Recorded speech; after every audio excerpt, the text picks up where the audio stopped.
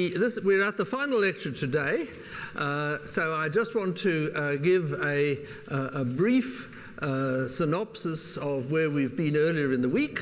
In the first lecture, I gave a survey of general intellectual history about the emotions, the passions as they are often called, and I also gave an account of Darwin, who was the first person to provide a kind of a modern evolutionary account, an account of the emotions as part of nature.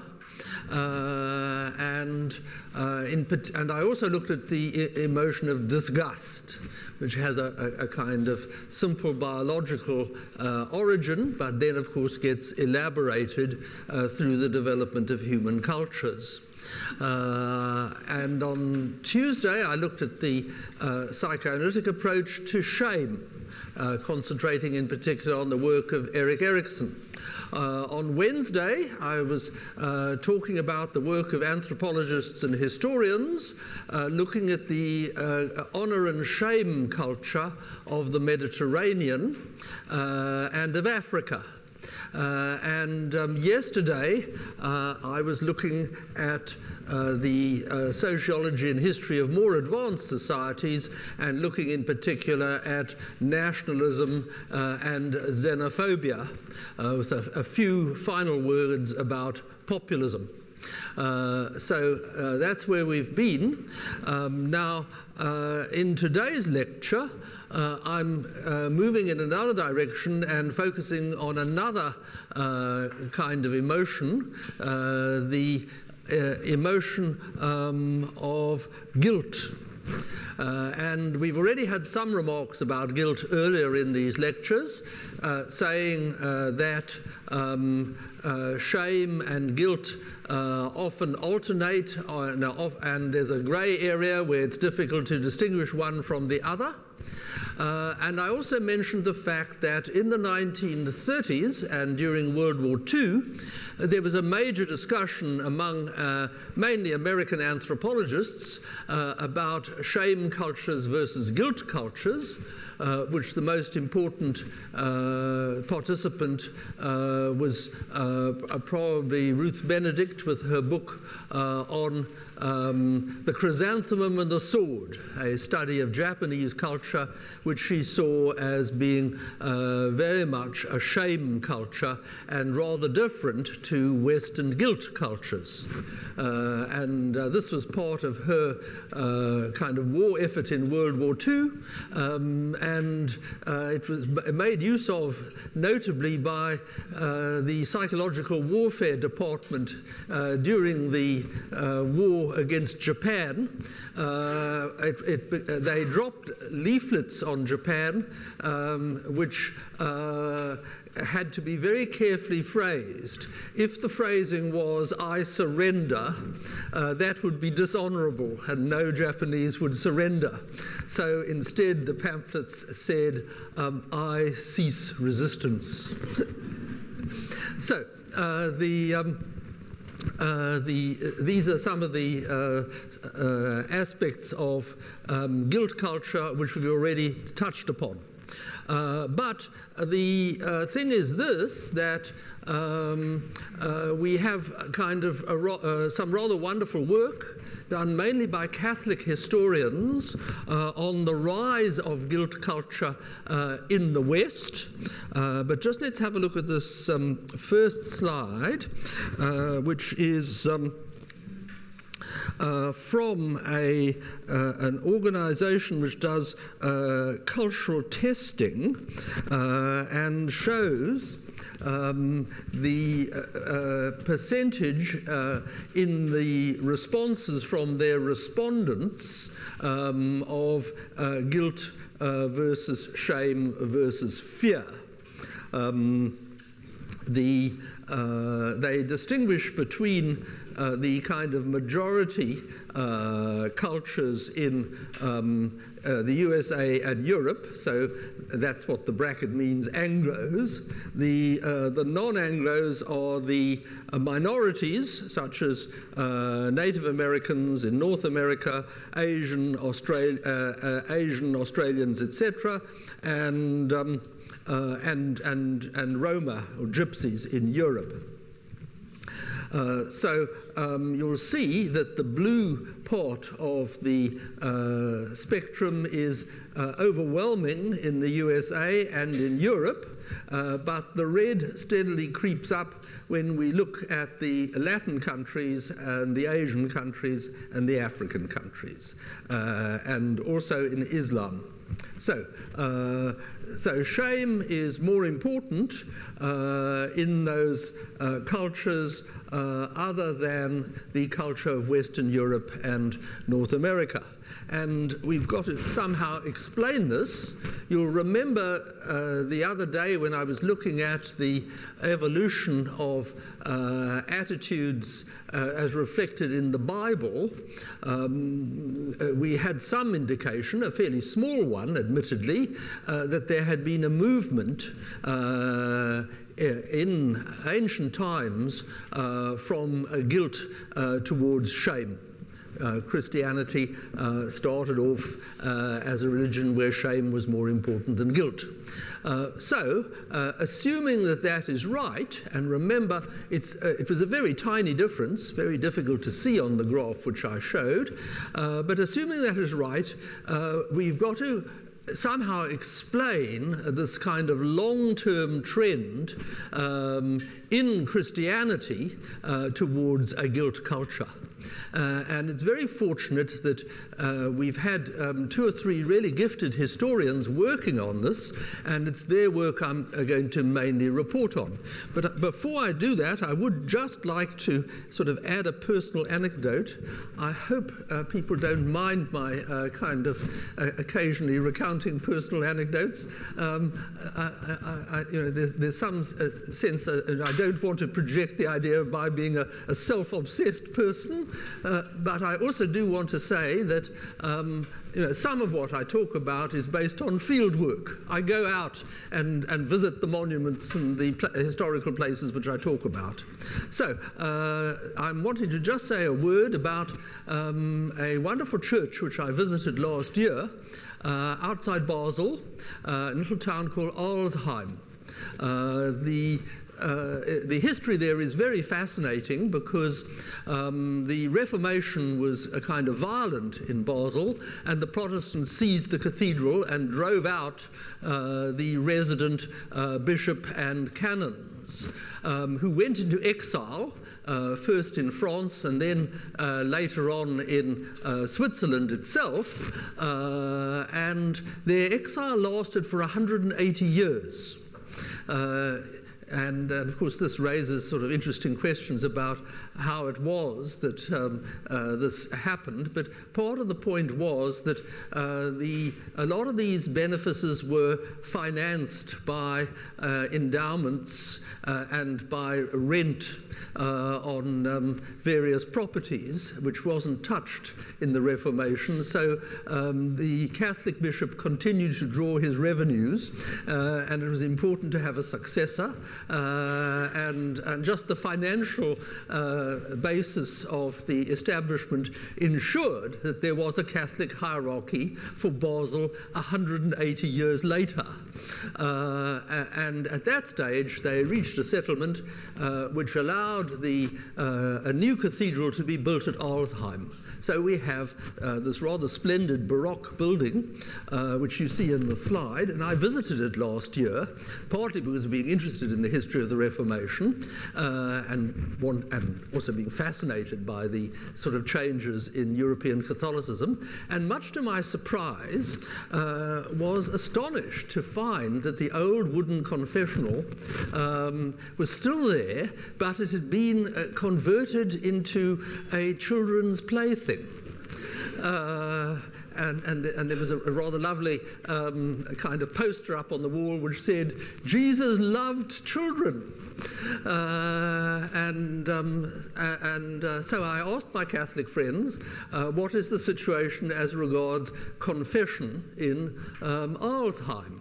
And received the astonishing answer that it has almost disappeared. Congregants who are troubled by moral questions nowadays make an appointment with the priest and go and see him and discuss it over tea. So we have an absolutely extraordinary kind of historical trajectory here in terms of the rise of a guilt culture inside Catholicism in the Middle Ages and the Renaissance and in the Baroque period, but its relative decline recently. And so this is the kind of problem we've got to explain. And fortunately, there's a wonderful, wonderful book by a great French historian, Jean Delumeau, called Sin and Fear, in English translation, which is, the subtitle there tells you it, what it's about, The Emergence of a Western Guilt Culture, 13th to 18th Centuries. He stops in the 18th century, and there's a continuation by another great Catholic historian, which I will tell you about in a moment. But I just want to say a little bit about Jean Delumeau. I've never actually met him. I've met one or two people who were his disciples. He's been a specialist in the history of Catholicism, starting his work in the 1950s in a very sort of fashionable way. In those days, economic history and quantitative history was sort of coming in big. So he looked at the finances of the church, and in particular, the papal monopoly on the sale of alum, which was the major source of the Vatican's finances for more than 3 centuries. The mines at Tolfa were a papal monopoly, and the Pope had to either manage them himself or kind of delegate authority over the mines at Tolfa to agents. And Jean Delumeau's first book is called The Alum of Rome. And is all about the papal alum monopoly. But he gradually gets interested in kind of other aspects of Catholic history, in the history of the organization, the history of attitudes and cultures in Catholicism, and he's written a long series of books, of which I think this is probably the most notable, Sin and Fear. It's part of a 2-volume kind of diptych, I suppose is the word I'm looking for. I think it was intended to be a 3-volume work, but the 3rd volume never appeared. The first volume is called simply it's called simply Fear in the West. And is a history of various kinds of panic and moral panic, starting in the Dark Ages. And it's not just about Catholicism, fear in the West, but it obviously looks at the rise of things like the fear of lepers, which was a major sort of issue in the 11th and 12th centuries, and the fear of witches later on, and so it's an extraordinary work. And this work, Sin and Fear, is a companion volume. Because the basic story which Jean Delumeau wants to tell is that the rise of the Western guilt culture was initially driven by fear. And in some of those periods, such as the calamitous 14th century, there were many objective reasons for being afraid.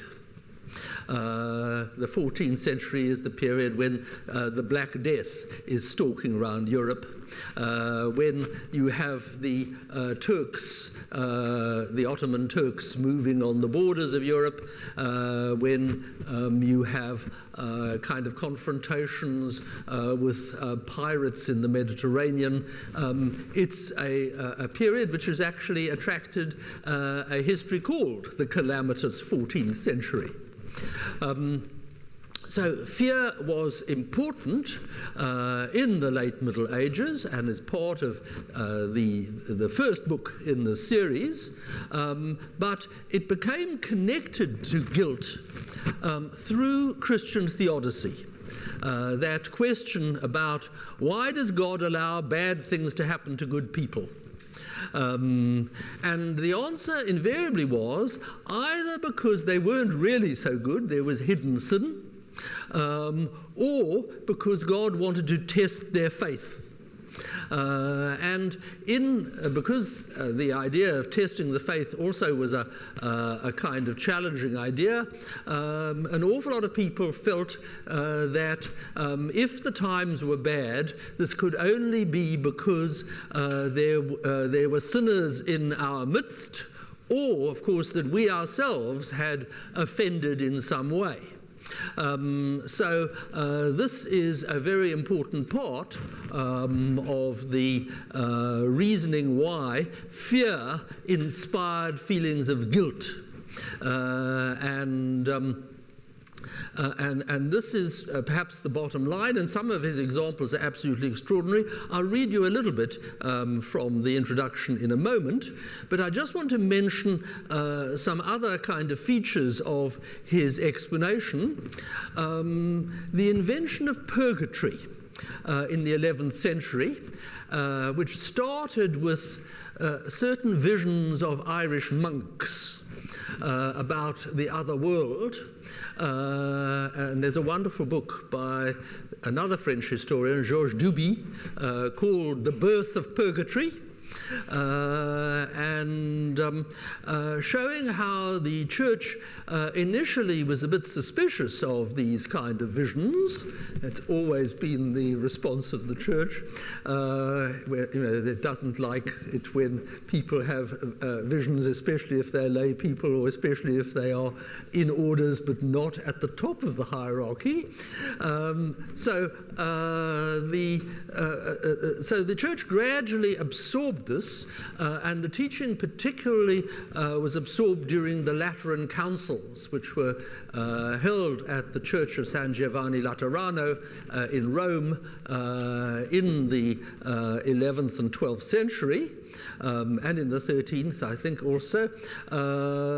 And it was these Lateran councils which decided a whole lot of doctrinal matters, and once the Lateran Council of 1215 had decided that usury was not a mortal sin, but was the kind of venial sin which could be purged by the deceased serving out a term in purgatory, then it became possible for various people in the cities of Western Europe to lend money at interest.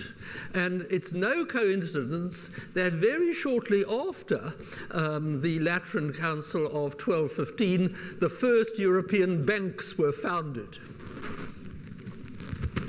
Rather extraordinary to the modern cynical mind. One might have imagined that, kind of people would have been ready to engage in banking even when this was the kind of regarded as usury. And one might have, and a cynical modern person might well imagine that there would be, a kind of special charge for the risk of hellfire. But In fact, there was no banking until after 1215, and we start to see a complex revival in the European economy, particularly the cities of Italy, in that early period. Now, of course, this question about the role of the priests is one which has always been pursued by Protestants and unbelievers. There's a long, long tradition of anti-clericalism. Actually, there's also Catholic anti-clericalism, but one's less conscious of it.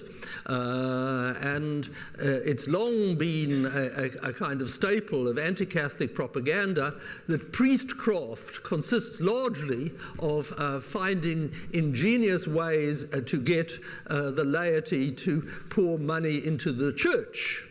And there's something to this. It's not a case of unfounded allegations. But it's complex, and it goes through a complex history.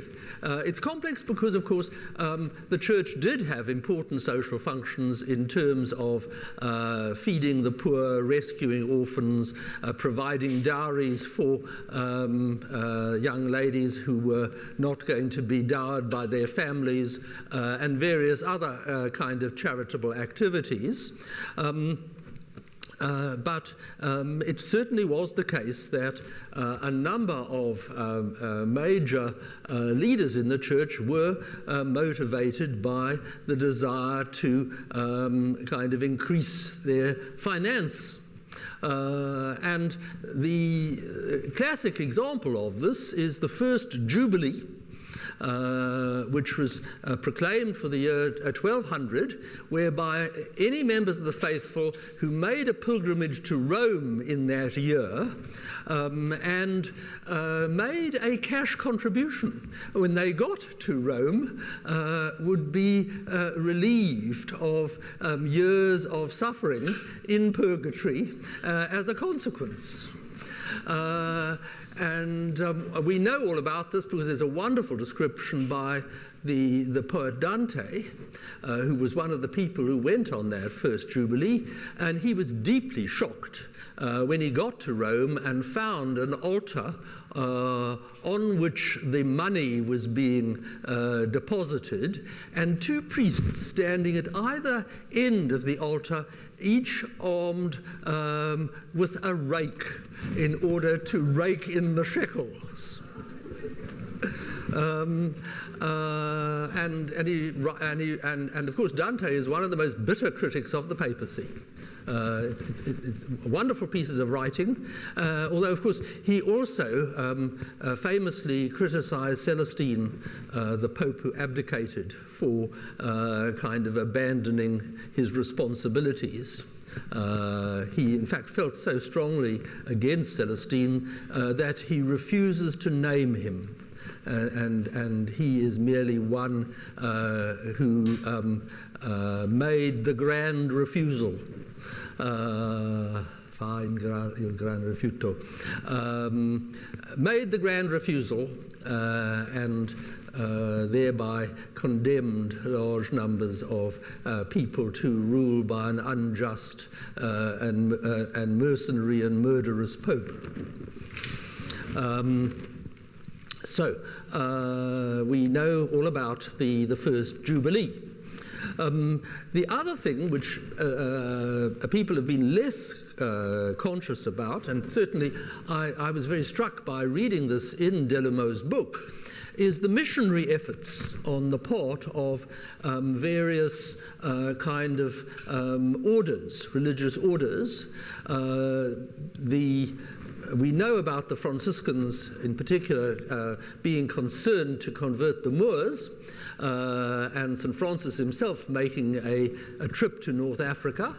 But it wasn't only the mendicant orders. There are a whole series of attempts by the religious orders to go on mission, and not only in the borderlands of Europe, but also in the heartland of Europe. There was a sort of general conviction that the peasantry up in the mountains were pagans.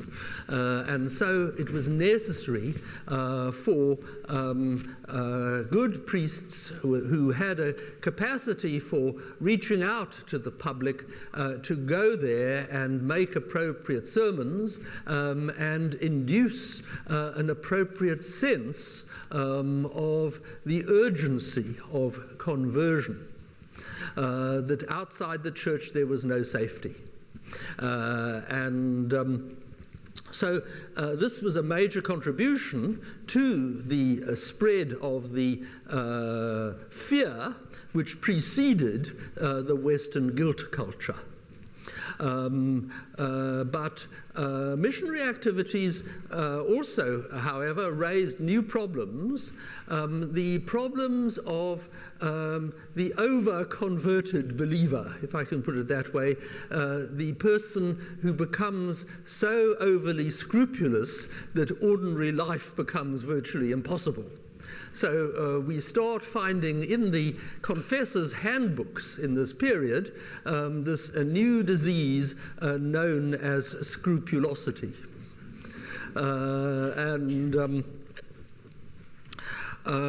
Delumeau's account, however, is very even-handed.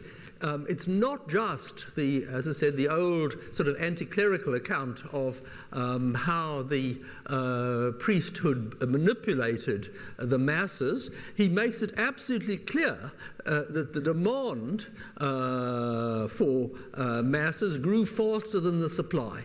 Basically, as the cities developed, as commerce revived, so people became increasingly concerned about the maintenance of peace, about what would happen to their relatives when they were traveling in distant parts of Europe, and these increased fears and concerns led to a huge demand for masses for the dead, for prayers, and for intercession with the saints. And he also shows that the fear and guilt complex goes right the way through to early Protestantism, and in fact is not one of the things which is altered by the Protestants. In fact, if anything, the Protestants sometimes make things more intense, because the revival of interest in St. Augustine's doctrine of predestination, only a few would be saved, meant that many Protestants were very concerned with their own salvation. So, an extraordinary story. Just let me read you a little bit of the first chapter to give you the flavour.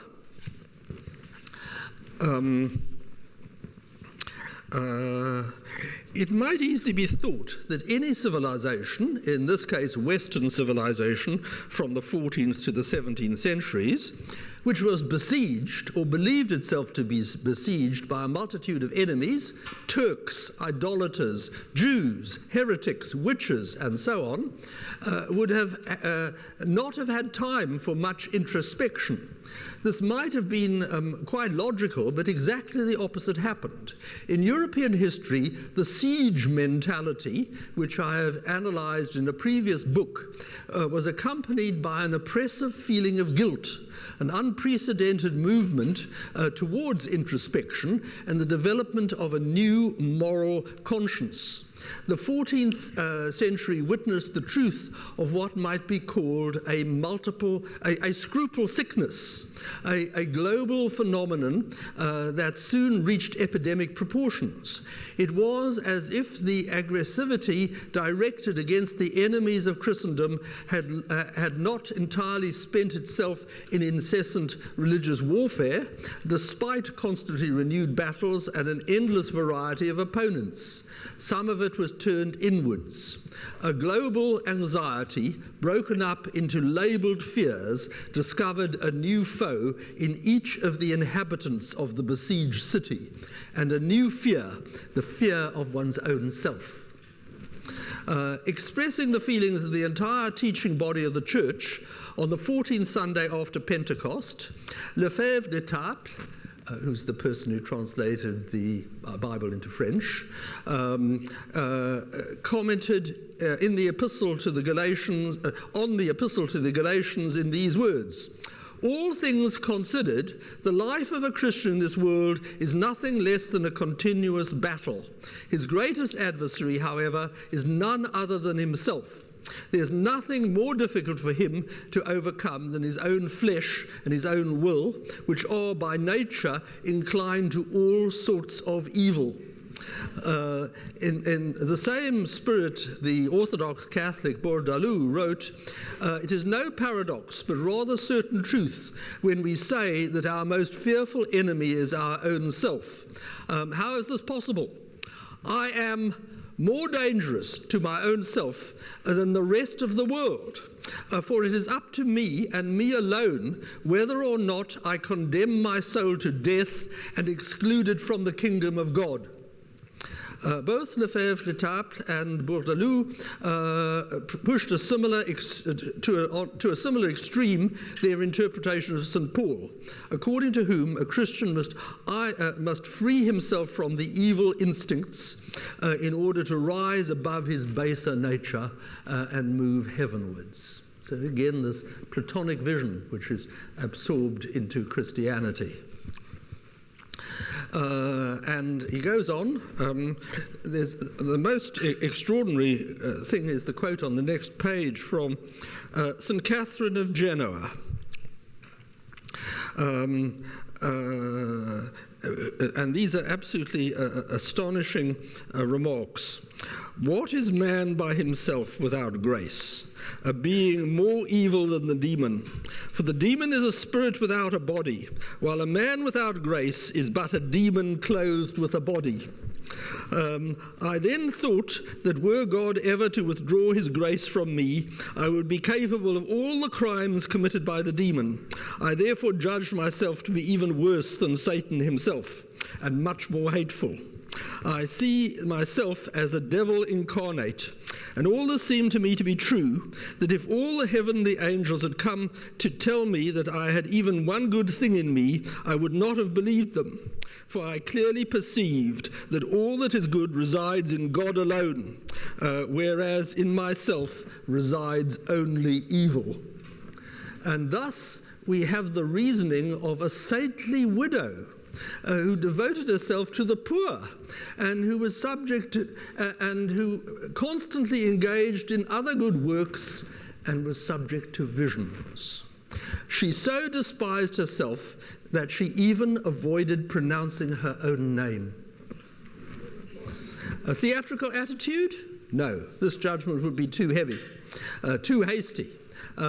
We find that the same attitude is to be found also in males, also in leaders of the society. Absolutely astonishing. Now, there are, however, further historical developments from as we move towards modern times. The Catholic guilt complex, as I said, this initial feeling of intense guilt was shared by Catholics and Protestants, but it took different institutional forms in Catholicism as a result of the Catholic reform, often known, I think not altogether accurately or fairly, as the Counter-Reformation. What happened was that after the challenge of Luther, the Emperor Charles V, who felt very guilty that Catholicism had been effectively challenged in his territories, was determined to try and reform the church. Reform had been constantly blocked for over 100 years because the Vatican had been really frightened of losing power to a council, as it had in the late Middle Ages. So the emperor was determined that there should be a council, and eventually a council was convened at the little town of Trento in North Italy, which was sort of neutral territory. It was part of the Holy Roman Empire, and so nominally under the emperor's control, but it was also in Italy and therefore under the Pope's control. And the Council of Trent, shown in this famous painting, which I went and saw 2 years ago when I went to Trent, and I saw the original church, and it's astonishing seeing the church and comparing it with the painting, because the actual church is incredibly tiny, and they've enlarged the appearance of the church for the sake of propaganda in making the painting, kind of suggesting that it was a much bigger assembly than actually assembled there at the first meeting of the Council of Trent. And the Council of Trent, as I said, was forcibly summoned by the emperor, reluctantly acceded to by the Pope, but was absolutely crucial in terms of re-establishing the doctrine and morale of the Catholic Church, and did so by laying down a huge number of ordinances about bishops needing to reside in their sees, about stamping out corruption in the sale of offices, all these sorts of things. And it also decided doctrinal questions. In general, the Protestants got short shrift. So what the emperor had hoped, that there would be a reunion and a reconciliation of the churches, did not happen. But instead, the Catholic reformers, the people who stayed in the Catholic Church but wanted to stamp out various kinds of abuses, got their way. And in particular, the new instrument of the confession box was endorsed. It had come in the 16th century, and its motivation is rather interesting, but I will come to that in a moment. The most ardent supporter of the use of the confession box was the Archbishop of Milan, Carlo Borromeo, who was the Pope's nephew. This is the Medici Pope, so he was distantly related to the Medici family of Florence, but he was the reforming Archbishop of Milan, an extraordinary character, incredibly powerful and assertive. He was a fanatic. There's no two ways about it. In fact, he's the person whom Lord Acton condemned in the famous phrase about power tends to corrupt and absolute power corrupts absolutely. Lord Acton had been reading Carlo Borromeo's letters and had found a letter ordering a murder. Carlo Borromeo was an absolute fanatic, and he was determined to see that the confessional was spread everywhere throughout Europe. He organized teams of priests with mobile confessionals to stand by in case of warfare breaking out, because it was important for there to be a final confession when people were dying on the battlefield.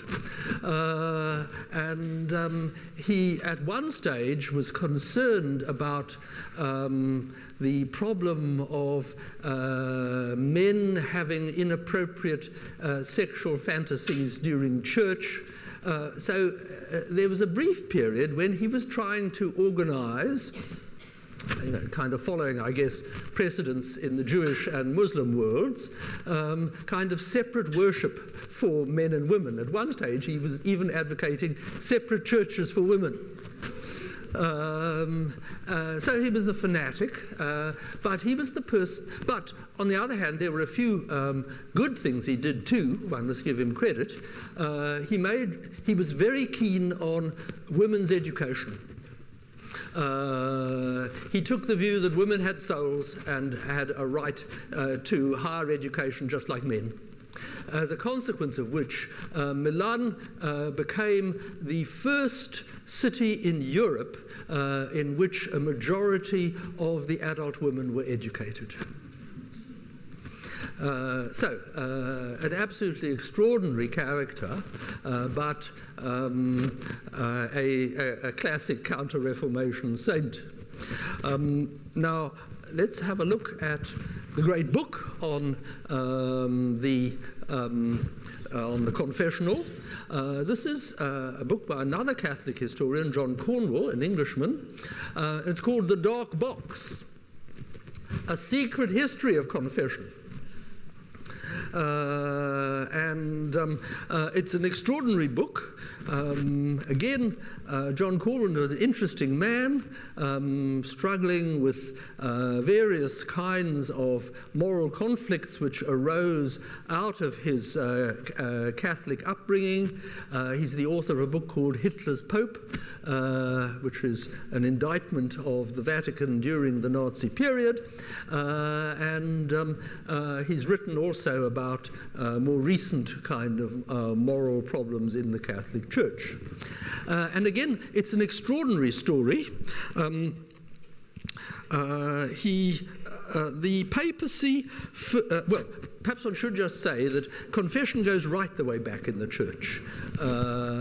The historians of late antiquity, like Peter Brown and Elaine Padgels, all talk about confession in the early Church. But confession in the early Church was usually a public event. People stood up and gave a testimony. And so it was very different from confession later on, because in the early church, confession was very often more profession than confession, people kind of affirming their beliefs and talking about their dreams and their encounters with angels and with saints. It goes right the way back in that form, but it took a different form in the Middle Ages.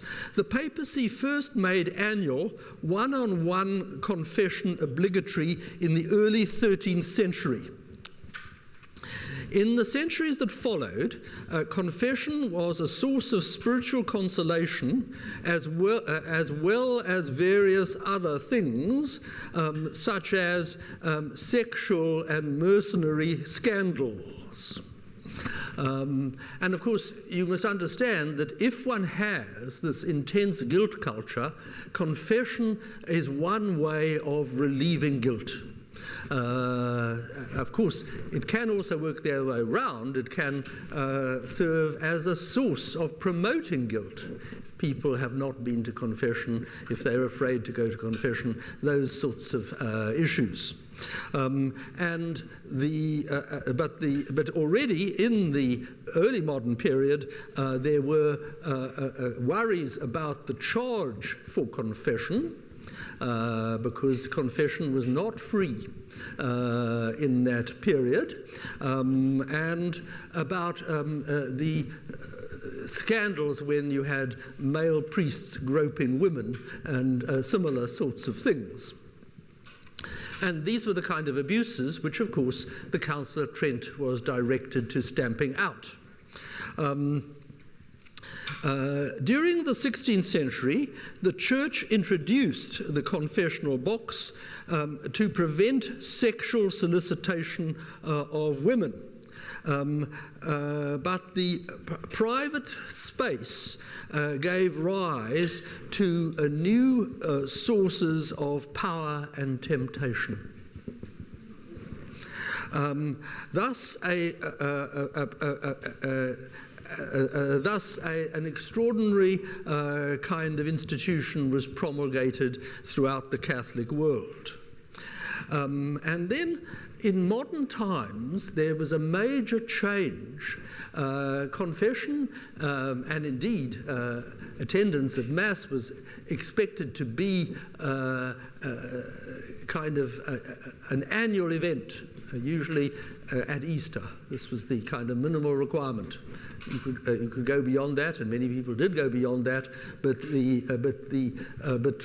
going to confession before going to Mass and going to Mass at Easter was the kind of minimal requirement for several hundred years.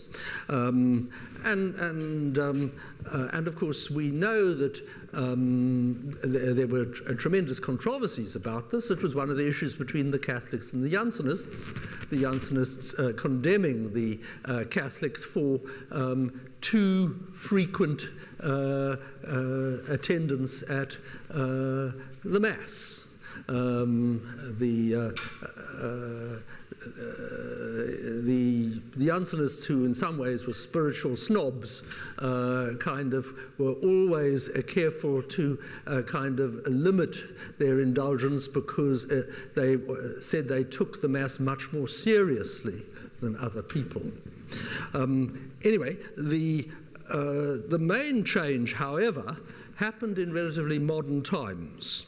A profoundly abusive consequence followed a historic decree of Pope Pius X in 1910.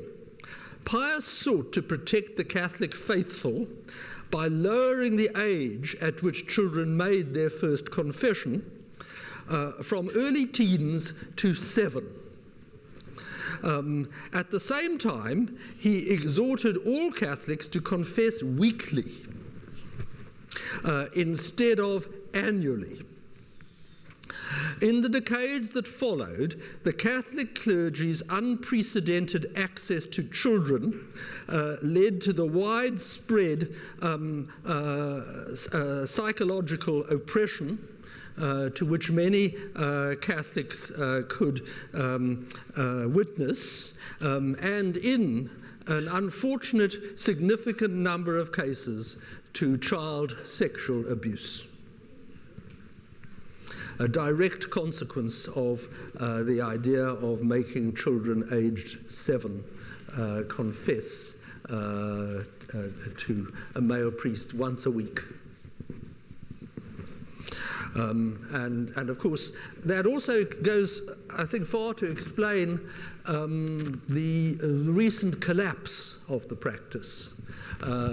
Obviously, we've had all the sex scandals in recent years, towards the end of the 20th century, and it's been worldwide. But, of course, it's not the only thing which has upset Catholicism. The big changes introduced by Vatican II were also kind of very important in terms of creating diversity of Catholic practice around the world. So a full history of the decline of the Catholic guilt culture has still to be written, but John Cornwall has done a wonderful job on the history of the confessional. Okay, now that's as much as I want to say about the guilt culture. I wanted to end with a final discussion of kind of some issues which have been peripheral to these lectures so far, but I think are ultimately very important, although unresolved, questions about what is the proper moral response to the havoc sometimes unleashed by the negative emotions. And here, I think it helps to realize that in antiquity, the philosophers didn't just advocate kind of manly self-control, which was the kind of normal Greek attitude to the emotions. There were important groups of philosophers,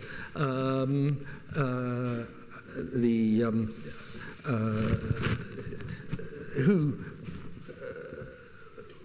sought to control the emotions, and the most important were the Stoics. Stoicism started as a philosophical movement in Athens. A lot of these movements, of course, took their name from where they were located. The academy was a grove of trees, but the Stoa was a porch overlooking the marketplace. And that was where the first Stoic philosophers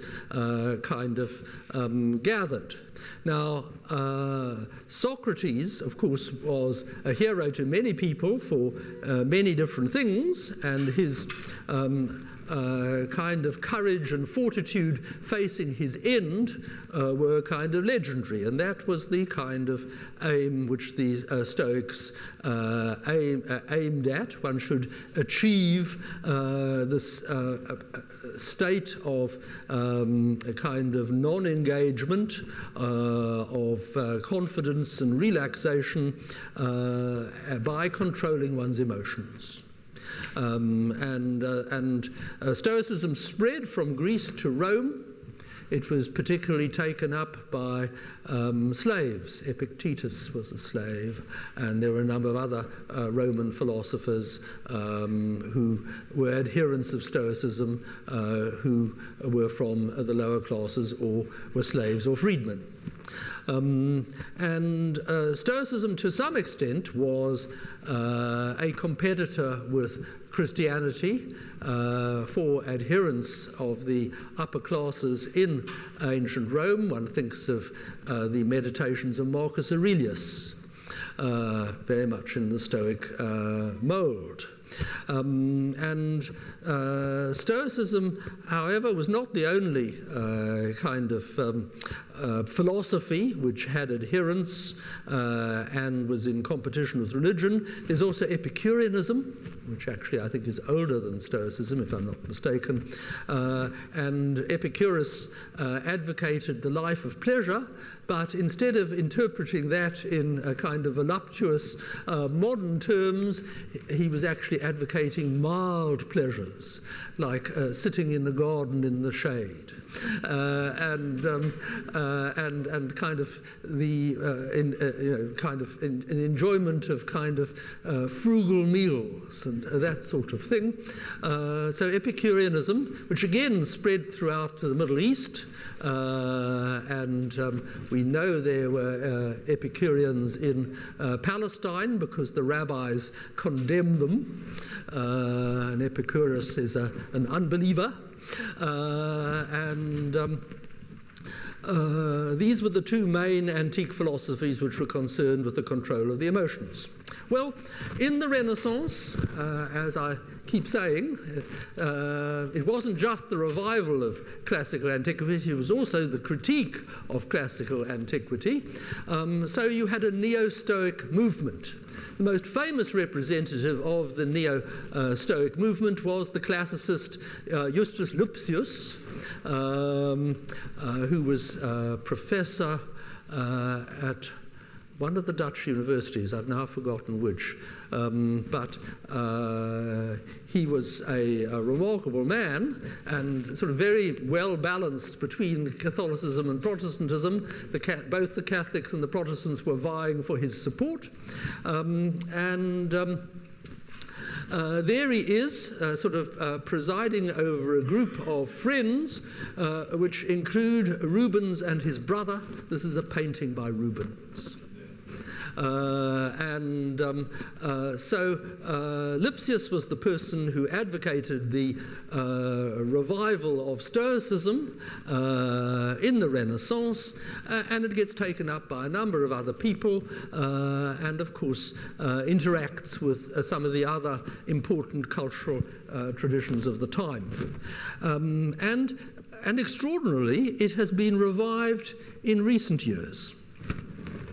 The most important recent attempt to curb the emotions is that of the neo-Stoic movement, founded by the philosopher William B. Irwin. There he is on the left. This is William B. Irwin. He's still with us. On the right is his book called A Slap in the Face.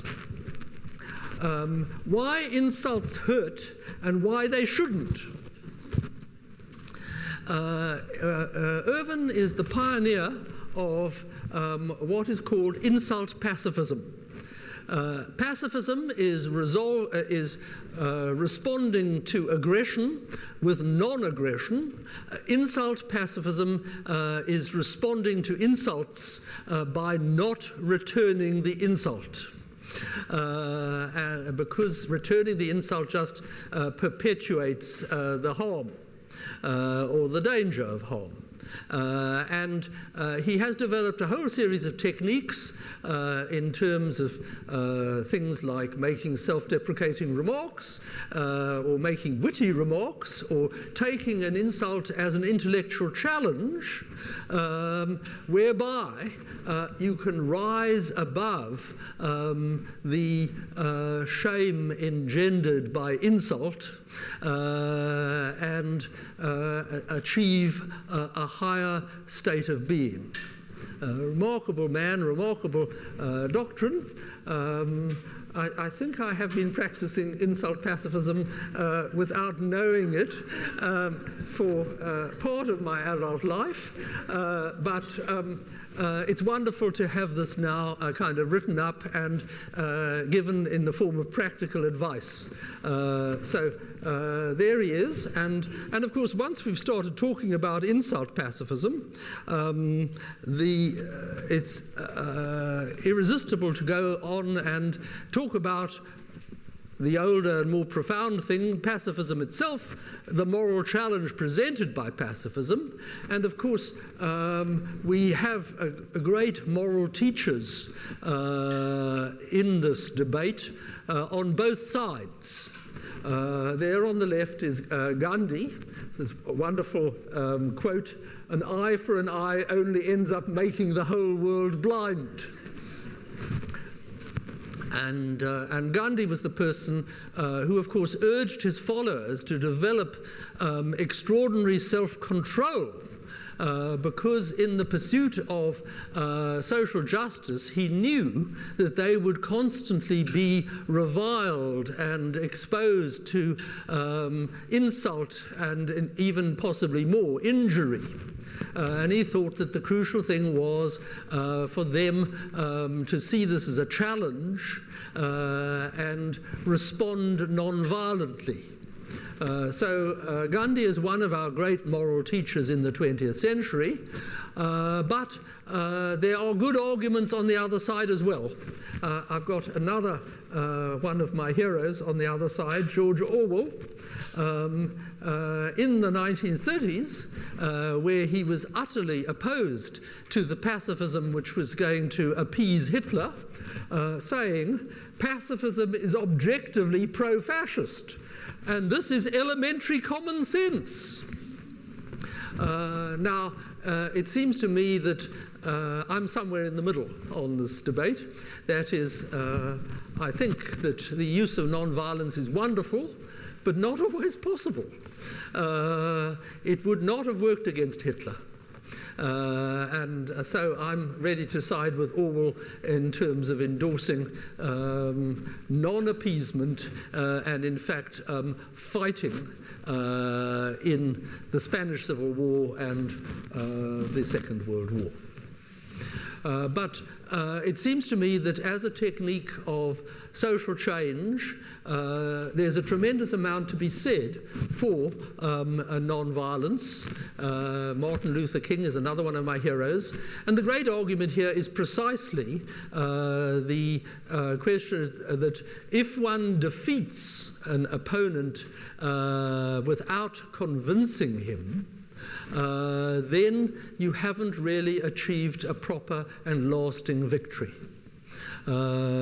He who's convinced against his will is of the same opinion still.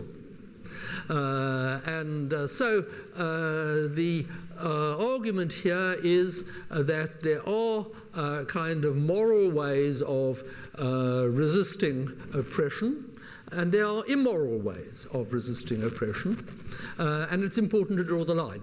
And it's important also to be ready to make considerable sacrifices and to exercise self-control when one is trying to stand up for justice.